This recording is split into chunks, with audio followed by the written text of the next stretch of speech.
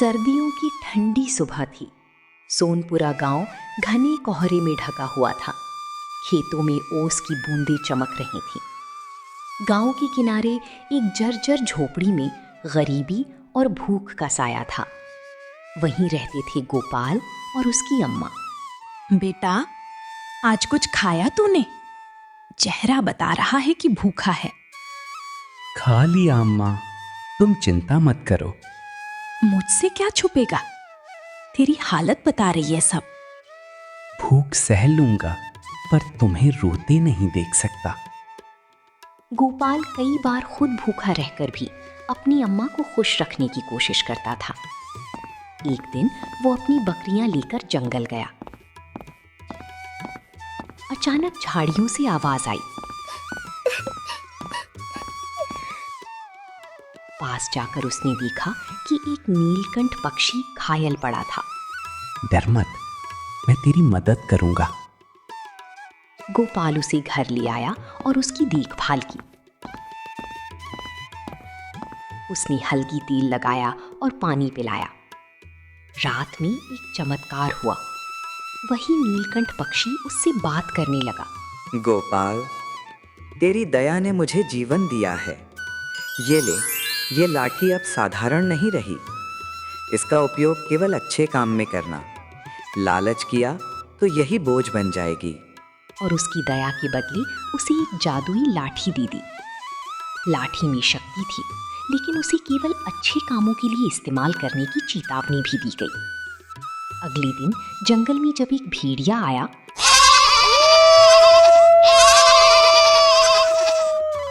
तो गोपाल ने लाठी का उपयोग किया और भेड़िया डर कर भाग गया। जब उसे भूख लगी तो लाठी से उसे खाना भी मिल गया। धीरे धीरे गांव में ये बात फैल गई। गोपाल सभी की मदद करने लगा और गांव में खुशहाली लौटने लगी। लेकिन गांव में एक लालची साहूकार था, जिसने उस लाठी को पाने की ठान ली। तो इस लड़के के पास सच में जादुई लाठी है।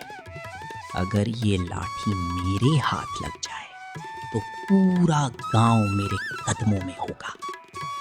अब देखता हूं ये गोपाल कब तक इसे संभाल कर रखता है।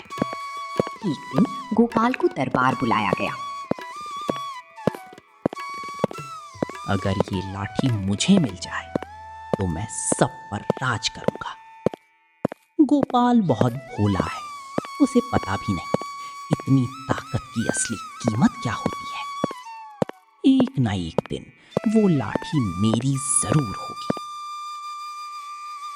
महाराज, अगर इस लाठी में सचमुच शक्ति है तो इसे अभी साबित होना चाहिए। अगर लाठी में ताकत है तो सोना बना। वहां उससे लाठी की शक्ति साबित करने को कहा गया।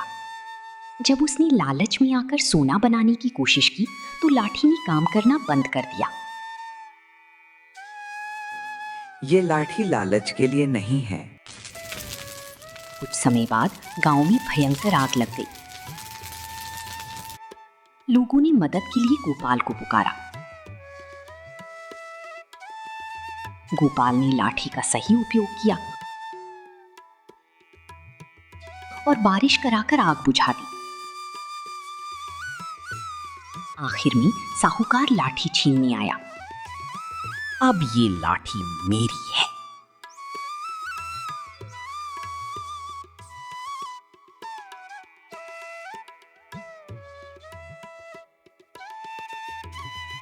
इतनी ताकत किसी गरीब चरवाहे के पास नहीं होनी चाहिए।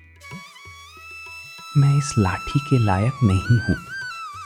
लेकिन संघर्ष के दौरान गोपाल को अपनी गलती का एहसास हो गया। तभी नीलकंठ फिर प्रकट हुआ और उसे सच्चाई समझाई। तूने सबसे बड़ा सबक सीख लिया। असली ताकत दिल में होती है, लाठी में नहीं। कि असली ताकत किसी जादू में नहीं, बल्कि इंसान के दिल में होती है।